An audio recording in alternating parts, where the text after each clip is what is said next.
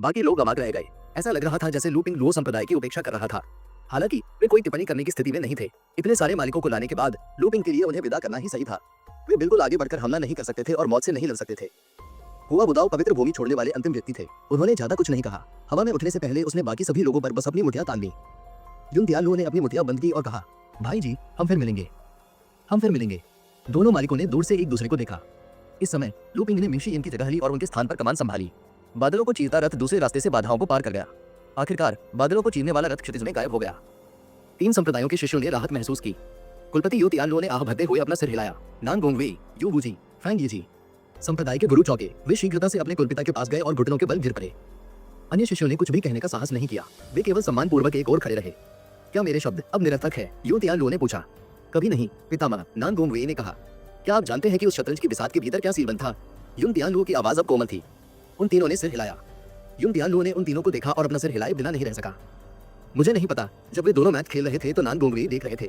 उन्होंने आकाश में ऊर्जा की धारियां और जमीन पर नसों की चमक देखी। उन्हें बस यही लगा कि यह सामान्य कौशल का आदान प्रदान था। उसने नहीं सोचा था कि यह कोई खास बात है। यू तियानलू ने फिर से अपना सिर हिलाया। उसने तीनों संप्रदाय के गुरुओं की ओर देखा और जोर से आह भरी। यही कारण है कि मैं आपको शतरंज की बिसात नहीं सौंप रहा हूँ। जो चीज अंदर बंद है वह 9 लीफ चरण का प्रयास करने का मेरा रहस्य है। कुलपति नान गोंगवेई, युन वूजी और फैंग यीजी एक सुर में चिल्लाए और कांप उठे। उन्होंने दंडवत किया और दंडवत किया। ये सोचना कि उनके पितामह ने इतनी महत्वपूर्ण चीज 3 संप्रदायों के बजाय किसी बाहरी व्यक्ति को दे दी थी। इन 3 व्यक्तियों के मन में क्या विचार चल रहे हैं, इसकी कल्पना करें। क्यों? नान गोंगवेई जटिल दृष्टि से अचानक अपने पैरों पर खड़े हो गए। क्योंकि तुम योग्य नहीं हो। यू तियानलू ने अपनी आस्तीन लहराई और घूम गया। वह ऊर्जावान दिख रहे थे, मानो उनकी मृत्यु से पहले उनमें ताकत का उछाल आ गया हो। युन तियानलू ने कहा, इतने वर्षों में जब मैंने एकांत में खेती की है, मैं इस बारे में सोचता रहा हूँ कि क्या गलत हुआ। मैंने हर उस चीज पर विचार किया जिसके बारे में मैं सोच सकता था और यहाँ तक कि अपनी यादों को भी सील कर दिया। एक सहस्राब्दी तक इस पर उपद्रव करने के बाद मुझे अचानक पलक झपकते ही कुछ समझ में आ गया। वह आगे बढ़ने से पहले थोड़ा रुके। कठिन प्रश्नों को बुद्धिमान पुरुषों द्वारा हल किया जाना चाहिए। कई साधकों को अपनी अंतर्दृष्टि और सफलताओं के अनुभवों को दूसरों के सामने प्रकट करना पसंद नहीं था। कई बार भव्य कृषकों के साधना नोट्स उच्च स्तरीय खेती के तरीकों से अधिक मूल्यवान होंगे। हालांकि युन तियानलू प्रबुद्ध हो चुका था। यह बेहद सरल था। चूंकि वह सफलता हासिल कर सकता है तो उसे अपना ज्ञान किसी ऐसे व्यक्ति को देने के बजाय जमा क्यों करना चाहिए जिसके पास मौका हो। यह वैसा ही था जैसा भाई जी ने कहा था। कौन कहता है कि सब कुछ पूर्ण है? कोई ना कोई तो रास्ता होगा। कुछ भी असंभव नहीं था। यही कारण था कि उन्होंने लू जो के साथ मैच का फैसला किया।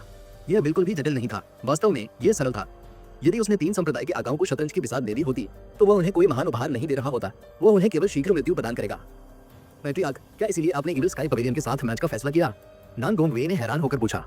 यह सही है, युन तियानलू ने धीरे से घूमकर कहा। क्या आप जानते हैं कि मैंने आपको झुकने और भाई जी से माफी मांगने के लिए क्यों कहा? उन तीनों ने फिर से सिर हिलाया। इस बार यहाँ तक कि तलवार संत लुओ शिसन भी, जिनके चेहरे पर खटास थी और जो पास में बैठे थे, उन्होंने उनकी दिशाओं में देखा।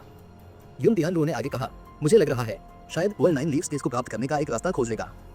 जब उन्होंने ये कहा, सारी पवित्र भूमि मौन हो गई। सभी ने अपने पितामह युन तियानलू की ओर देखा। उनके चेहरे पर हैरानी भरी अभिव्यक्ति थी। अगर यह बात किसी और ने कही होती तो कोई भी इसे गंभीरता से नहीं लेता। वास्तव में वे उस व्यक्ति का उपहास भी करेंगे। हालांकि जिस व्यक्ति ने ऐसे शब्द कहे थे वह 3 संप्रदायों के कुलपति यू तियानलू थे। ये कैसे संभव है? नान गोंगवेई ने अविश्वसनीय रूप से पूछा। भाई जी मुझसे उम्र में बड़े हैं।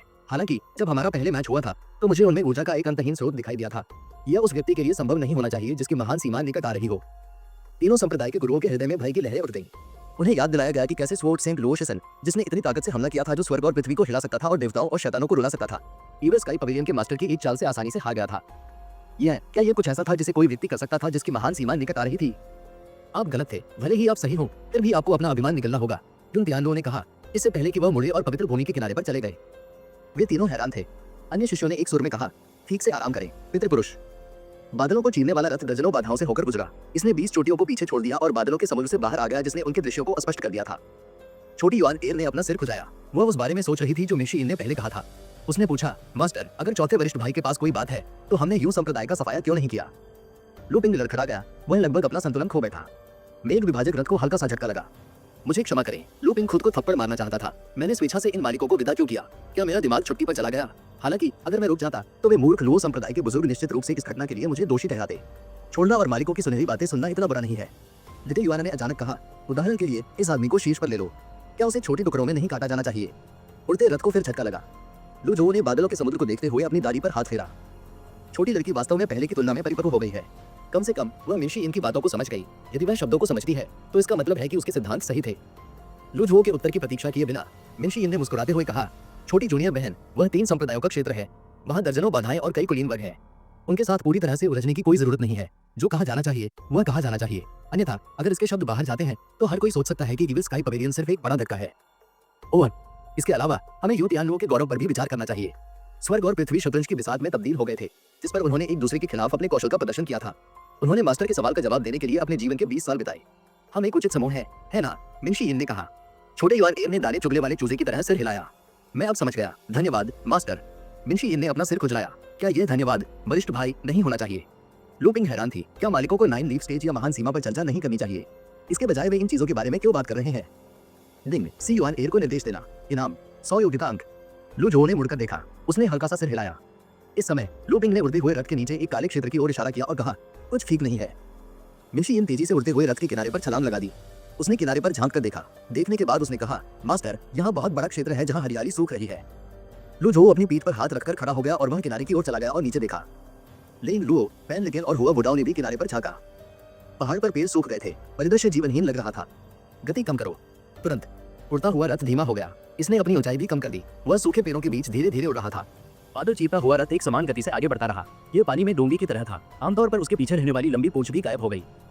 लू पिंग लो संप्रदाय के सबसे कम उम्र के बुजुर्ग थे। हालांकि वह हथियारों को परिष्कृत करने और बनाने में अधिक कुशल थे, लेकिन उड़ते हुए रथ को चलाना उनके लिए कोई समस्या नहीं थी। सूखे पेड़ पौधों के अलावा सब कुछ सामान्य लग रहा था। जमीन का अवलोकन करने के बाद ऐसा लगा मानो टुकड़ों में मुरझाई हुई हरियाली उगाई हो। लू पिंग ने मुस्कुराहट बिखेरी, जिससे उसे लगा कि यह मालिकों की अच्छी तरह से सेवा करने के उसके दृढ़ संकल्प को दर्शाता है। उसने पीछे देखा। कुछ समय तक उनका अवलोकन करने के बाद उन्होंने देखा कि सबसे छोटा शिष्य सबसे शुद्ध और बातचीत करने में सबसे आसान लगता था। इसलिए उन्होंने अपनी मुस्कान को और भी अधिक उज्जवल कर दिया और धीरे से पूछा, मिस नाइन्थ, आप मेरे रथ उड़ाने के कौशल के बारे में क्या सोचती हैं? छोटी युआन एर ने उसकी ओर आंखें घुमाई और कहा, यह औसत दर्जे का है। यदि यह अतीत में होता तो लू पिंग ने उससे ऐसा सवाल पूछा होता तो उसने तुरंत उसे थप्पड़ मार दिया होता। हालांकि मिंशी यिन की बातें सुनने के बाद उसे लगा कि उसकी बात में दम है, इसलिए उसने लू पिंग को एक बेपरवाह जवाब दिया। वो औसत दर्जे का? लू पिंग ने अपना सिर खुजलाया। ऐसा नहीं हो सकता। उड़ते रथ को केवल 2 बार झटका लगा था, बाकी सब कुछ सुचारू रूप से चला। वह मुझे इतनी कम रेटिंग क्यों दे रही है? लिटिल युआन एर ने कहा, मेरे चौथे वरिष्ठ भाई की तुलना में आप बहुत कम है। लू पिंग ने मिंशी यिन पर नजर डाली जो उसके पास खड़ा था। वह मन ही मन आश्चर्यचकित हुआ। हे दयालु, यहाँ तक कि इविल स्काई पवेलियन के मिस्टर फोर्थ को भी नेतृत्व संभालने का काम सौंपा गया है। ऐसा लगता है कि यह सम्मानजनक श्रम है। मिंशी यिन ने नीचे के सूखे क्षेत्र का अवलोकन किया। उसने कहा, मालिक, आगे तो मुरझाया हुआ क्षेत्र पतला लगता है। लू जो ने अपनी दाढ़ी को सहलाया और सिर हिलाया। इस समय लेंग लुओ, जो लू जो के पास खड़े होकर अपनी पीठ पर हाथ रखकर इसे देख रहा था, ने कहा, यह गड़बड़ लग रहा है। क्या किसी ने ऐसा किया है? पैन लिगेन को ब्लैक फॉरेस्ट में देखे गए दृश्य याद आ गए। उसे याद आया कि भीषण आग के फैलने के बाद सब कुछ सूख गया था। मुझे संदेह है कि कोई स्वर्ग की इच्छा के विरुद्ध जाकर कुछ वश उधार लेने की कोशिश कर रहा है। बॉस अंततः एक उच्च स्तरीय विषय पर चर्चा कर रहे थे। लू पिंग ने तुरंत अपने कान खड़े कर लिए। उन्होंने उनकी बातचीत को ध्यान से और गंभीरता से सुना। लू जो ने कहा, पूरे इतिहास में कई लोगों ने स्वर्ग से जीवन उधार लेने की कोशिश की है। उनमें से किसी का भी अंत अच्छा नहीं हुआ। खेती की दुनिया के पूरे इतिहास में कई कृषक अपने जीवन को बढ़ाने के लिए विभिन्न तरीकों के साथ आए। इन व्यक्तियों को 8 पत्ती वाली खेती का आधार प्राप्त करने का सौभाग्य नहीं मिला, और फिर भी उन्होंने 8 पत्ती वाले चरण के बुरे प्रभावों का अनुभव किया। मास्टर, क्या मैं नीचे जाकर जांच करूं? मिंशी यिन ने पूछा। कोई जरूरत नहीं है। लू जो ने इविल स्काई पवेलियन की दिशा में देखा और कहा, आइए अभी के लिए इविल स्काई पवेलियन पर लौटें। ये प्रांत में नीदरलैंड संप्रदाय की शाखा। यू छेंगहाई ने नक्शे के पश्चिमी हिस्से की ओर इशारा करते हुए कहा, ये प्रांत ज्यादातर निचले संप्रदाय के नियंत्रण में है। बे जोयान के लोग कमजोर हैं। ये जो 1 महीने से भी कम समय में नीदरलैंड संप्रदाय का हो जाएगा। सीबुया ने कहा, बे जोयान को अशांति को दबाने का आदेश दिया गया था, लेकिन यह शर्म की बात है कि वह तीनों सेनाओं का असली कमांडर इन चीफ नहीं है। हालांकि हमें ली जिंगी से सावधान रहना चाहिए। आपकी बात सही है कनिष्ठ भाई, ये ली जिंगी 2 बार अपनी चाल चल चुकी है। वह वास्तव में कुशल है, यू छेंगहाई ने कहा। बे जोयान के सैनिकों के बारे में चिंता करने की कोई बात नहीं है, लेकिन सीबुया ने लू लैंग की ओर इशारा किया। अन्य जनजातियां, यू छेंगहाई ने थोड़ा भौहें चलाई। सीबुया ने कहा, यदि लू लैंग उस समय घुसपैठ करने में सफल हो जाता है जब ये प्रांत उथल पुथल में है, तो हम 2 मोर्चों पर लड़ेंगे। यू छेंगहाई ने सिर हिलाया। उस स्थिति में हम सुरक्षा के लिए कुछ लोगों को नियुक्त करेंगे। वह अचानक पीछे हट गया। जब उसने 2 मोर्चों पर लड़ने के बारे में सोचा तो उसने अचानक पूछा, एवर स्काई पवेलियन से कोई खबर? सीबुया ने कहा, शुरुआत में नोबल पाथ बैरियर के गायब होने के बाद अपनी नई दुष्ट विनाश योजना शुरू करने के अवसर की तलाश में था। यू छेंगहाई मजाक में मुस्कुराया। नई दुष्ट विनाश योजना? वे स्वामी को मारना चाहते हैं। सीबुया ने हल्के से सिर हिलाया और कहा, हालांकि मास्टर के साथ दूसरे वरिष्ठ भाई के रिश्ते बेहतर हो गए हैं। उन्होंने समझौता कर लिया है। जब यू छेंगहाई ने यह सुना तो बैठते ही उसकी भौहें गहरी हो गईं। यू शांगरोंग की एवर स्काई पवेलियन में वापसी के साथ नोबल पाथ कोई भी जल्दबाजी में कदम उठाने की हिम्मत नहीं करेगा। स्मैक! यू छेंगहाई ने अचानक अपने सामने मेज पर अपनी मुट्ठी पटक दी, जिससे वह टूट गया। उसने खर्राटे लेते हुए कहा, मुझे उस पर दया नहीं दिखानी चाहिए थी। मैंने पहले ही कहा था कि सेकंड जूनियर ब्रदर को एक व्यक्तित्व संबंधी समस्या है। क्या आप अब मुझ पर विश्वास करते हैं? ओह! सीबुया थोड़ा अचंभित हो गया। इससे मेरा क्या लेना देना? फिर उन्होंने कहा, दूसरे वरिष्ठ भाई ने एक हिट सूची बनाई है। इसमें उन लोगों के नाम हैं जिन्होंने उस समय गोल्डन कोट माउंटेन पर हमला किया था। जिस किसी का भी नाम सूची में होगा उसकी आत्मा तलवार से काट दी जाएगी। यू छेंगहाई ने निराश होकर कहा, अपने इस रवैये से उसका हारना निश्चित है। क्या वह सोचता है कि दुनिया में कोई भी चीज उसे सिर्फ इसलिए नहीं छू सकती क्योंकि वह 8 पत्ती वाले चरण में है? यदि संरचनाएं, बाधाएं या गोलियां जैसी कोई चीज नहीं होती तो नीदरलैंड संप्रदाय ने दुनिया के हर संप्रदाय पर विजय प्राप्त कर ली होती और उन्हें एकीकृत कर दिया होता। उदाहरण के लिए यू छिनहाई ने कई वर्षों तक दिव्य राजधानी में 10 टर्मिनल फॉर्मेशन का अध्ययन किया था और अभी तक इसके आसपास कोई रास्ता नहीं खोजा था।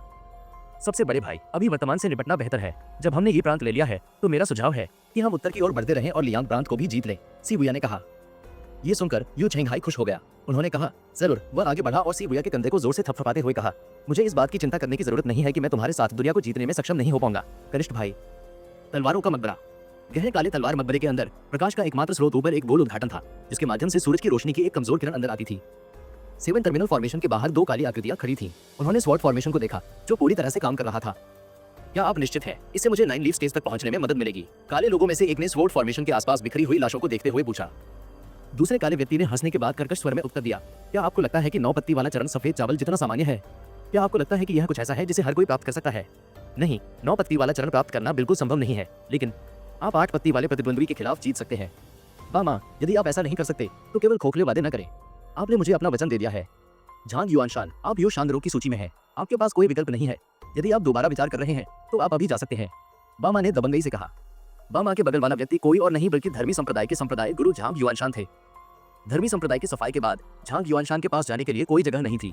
शुरुआत में उसके बहुत अधिक संपर्क नहीं थे और अब वह सार्वजनिक तिरस्कार का निशाना बन गया था।